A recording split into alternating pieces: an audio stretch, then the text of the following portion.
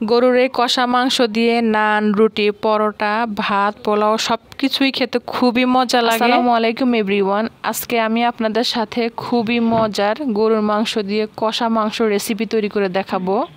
হাড় চবড়ি সহ এখানে আমি 1 কেজি গরুর মাংস নিয়েছি।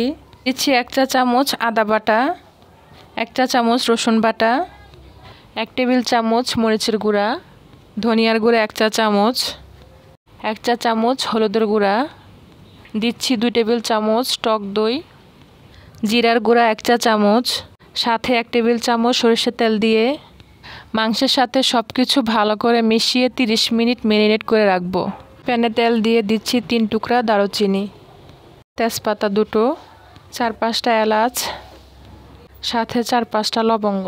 কিছুক্ষণ নাড়ার পর মশলা থেকে সুন্দর সুগন্ধ বের হলে 1 কাপ পেঁয়াজ কুচি দিয়ে দিচ্ছি। মাংস কষায় আমি পেঁয়াজ কুচিটা একটু বেশি দিই, এতে করে গ্রেভি ঘন হয়। পেঁয়াজ কিছুটা লালচে করে ভেজে ম্যারিনেট করা মাংস দিয়ে প্রথমে 10 মিনিট কষিয়ে নিব।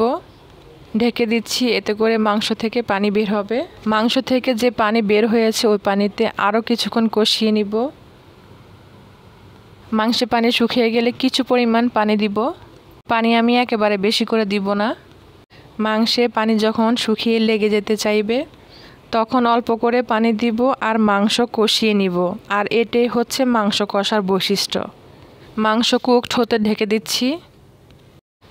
4টা কাঁচামরিচ, সাথে 1 চা চামচ গরম মশলা দিয়ে কিছু পরিমাণ পানি দিয়ে কুকড হওয়া পর্যন্ত কষিয়ে নিব।